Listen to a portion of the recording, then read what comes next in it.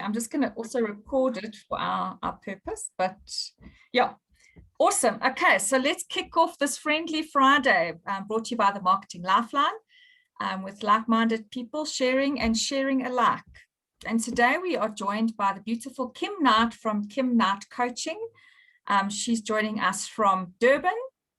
And today we're going to be talking a little bit about mindset and COVID. And I think in our very hectic wave 3 that South Africa is truly feeling at the moment, I think one doesn't even feel post-COVID quite yet. But I think the reality is that it will pass and we need to kind of move forward, and how we're going to tackle and challenge ourselves and our businesses to do that properly. So yeah, thanks so much for joining us again, Kim. It's great to have you with us, and I look forward to what you have to share with us on this Friendly Friday. It's really good to be here. I'm slightly nervous. I haven't been interviewed by such a lovely lady and that in a while, so I'm very excited to be here. And I'm just going to share what my experience, and whatever you ask, I just want to be real for everyone out there, for all the entrepreneurs out there. Awesome. Well, I think that's how we know you, Kim, is being real. So that's the most important part. So before we kick off, let me just formally introduce Kim with a short bio. Kim is an international coach, guide, mentor, and consultant. She has helped hundreds of startups and owners of small to medium-sized businesses get real results, and quickly too. Kim says it is very possible to do it if you have the correct guidance, principles, tools together with making decisive action. She is a creative, forward thinker who is passionate about growing entrepreneurs in their lives and in their businesses. Kim says that if you are ready to stop being mediocre and become exceptional, she can help you create a powerful, successful business. No fluff, just great, tailored, practical skills and knowledge that works. That sounds awesome, and definitely very well experienced and versed in this field. Thank you. I hope so. Good. So let's kick off then. Just tell us a little bit about Kim Knight and Kim Knight Coaching, and what's your real purpose? So very briefly, and just cut me off when if I'm laboring the. Yes, if I'm waffling. So very briefly, I'm from Cape Town, but spent a long time overseas, not for political or any other reasons other than adventure. And I qualified as a coach over there. So I qualified first as a personal and life coach. That's always been my calling. And I think that is my calling. When I came back to South Africa in 2011, there was more. This whole thing about entrepreneurship was exploding. It was incredible. And so more and more of my clients were entrepreneurs, and I really delved into that space and then became a startup expert. I studied through a guru in Colorado in the US. And since then, I've just created my program that really gets results quickly, because I especially now, Megan, I mean, always, but especially now, we don't have the luxury of time to read books and go through courses and not take action and hope the results are going to come. It really has to be, it's very important that we get results quickly now. But anyway, I'm living here in Durban. I've been here for the past 8 years. Never thought I'd live in South Africa. I never thought I'd live anywhere other than Cape Town. I mean, people always say, like, why did you move up to Durban from Cape Town? But I love Durban. And actually, why I moved up here was to work with a group of entrepreneurs for a year, for an incubator, wonderful incubator, and then ended up staying. So, yeah, still in Durban. Awesome. Yeah, I definitely believe that is your purpose, because you just are so natural in the way you guide and assist people.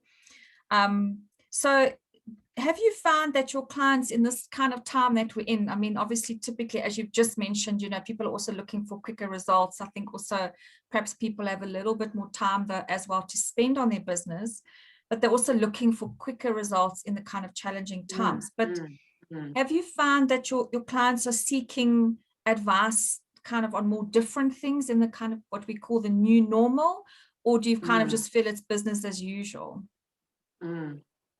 That's an interesting question. It's not business as usual, but the interesting thing is, Megan, it's the same question that comes up over and over. Of course, people are I'll talk about doing things differently and doing different things. But actually, the main thing that entrepreneurs come to me with is it's the number one question about how do I get clients? How can I get more clients? So even though everything's changed and maybe their businesses have changed or not, the one question is still about getting clients and how do they get clients quickly. There's definitely more of I would say, almost like an urgency to get clients. I think before, if people were waffling and going around about and not getting out from behind the computer where it's all safe and that kind of thing, people now know the urgency of I have to get out there, I have to get in front of my target market. But it's really, is there a different way to attract clients? I get that question. Is there a different way because of COVID now? And in fact, not. They are, it's your formula and you work it. But definitely more of an urgency. That's a question that keeps on coming up. Yeah, that's another question I get. Sorry, Megan. Another question I get is, will my business work in this environment? So that is another question that comes up. And some businesses may actually need to take a back step now. There might not be a need for them right now. And that's also where the stress comes in, because if I'm not doing this, what do I do? What am I doing? Okay, now that makes absolute sense. I think, even probably in our world, everyone needs clients to grow their business. So as you say, more so than now, people are feeling the crunch, because people are spending less. It's harder to get clients, if you haven't got your client base already. So I agree with you. It's very much not the same in the sense of business as usual, but the kind of questions are coming out, but it's reviewing your business maybe slightly different. Yes. Because business is business, right? Yeah. Yeah, absolutely. No matter the environment. Yeah. So do you believe that the power of coaching can assist business owners to try and help them shift their mindset in this kind of new normal that we find ourselves in? I won't even say 100%, 1,000%, absolutely. I'm just such an avid supporter of coaching, just because I know how it changes lives, and it can do it in an instant. Because we can't see the wood for the trees, and what I mean by that is when we try to solve our own problem with our own mind, we keep on coming up with the same solution. It might look different to us, but it's actually the same. Yes. So just having that outside perspective from someone who has got, or definitely me, no other agenda than to help you get to your answer, to your solution, and just throwing up those questions that your brain, not only your brain needs to kind of help you shift into a different gear. Because as soon as you can just shift from your norm and look at things differently, then things are different. So definitely, and all to do with the mindset as well, just having that support, that acknowledgement. And also at this time, Megan, what's so important, and I think especially adults, we lack, we give it to children naturally, but we need more than ever, we need compassion. Yeah. We need to be heard, we need compassion, we need to know that someone actually cares. Because we out there and we're working our businesses. I don't know about you. I'm sure everyone, we're really going for it. It's a lot of us are on our own. It's exhausting. Yes. And we're on our own and it's exhausting. And then, often I'm speaking to a client and I'm just listening and they start crying, because no one's given them that time to just speak. So not only the mindset, but just the support, I think, is important. Yeah. Yeah, I think that's something I completely resonate with, this being a one-man business or one lady business, whatever you'd like to say. But it's always that kind of, who do I call? Who can I ask? And obviously we can't ask within, because your immediate family are not really the right people necessarily to do that. So definitely not. It's almost like a coach is possibly seen as like an external business partner, really, in helping you in just making some decisions, because we all have a bit of a lack of and self belief. We have a bit of a doubt, and so although we know we might have the right decision to make, it's just that yes, that's right, or perhaps look at this angle or whatever. So that's and just to confirm, you know, even though if you have a decision, and when your coach or someone else is like, wow, that's fantastic, it's like a no-brainer. It's like, oh, really? You know, okay, now you feel, you know, now I can move forward, and you just, there's not so much risk. Someone else also sees it as a possible viable solution. So then just moving on to some tips for us. Can you maybe just share a few tips for us, or top tips that business kind of owners should consider now in terms of trying to still succeed and move their businesses forward in this time that we find ourselves in? You know, Megan, I think it's so important, and not only now, but especially now. Businesses really need to go back to basics. I believe it's always, the answers are always in the basics. If you look at business over time, and I'm sure, you know, way back in time in the Roman era as well, it's the basics. So what I mean by that is, look at your business concept. Okay, how viable is it now? And you know, be willing to change it if it needs to change. So looking at your business concept. I get so, you know, a lot of people say, but why do we need to go back? We know what that is. Maybe you don't. So your business concept, re-look at your niche. Is it narrow enough? Has the niche changed? Costing, pricing, you know, don't say to yourself, oh, but I know what my costing. No, things have changed, you know, everything's changed now. And you know what, there's no harm in going back and looking at all your expenses and where you can save the pennies and that kind of thing, but also just to re-look at your pricing, because even though you may have your pricing changes, you know, as you change and the market changes, pricing changes. And then, of course, very, very important, it's all about the basics of going back to your marketing. And I'm speaking to the guru, right? It doesn't have to be, I mean, you are the marketing guru. You have to re-look at your marketing. And I'm not talking about it, especially now, it's not about spending like hundreds of thousands of rands on marketing like before. We have to look at it more creatively and actually learn more about marketing, which I know you do in your courses.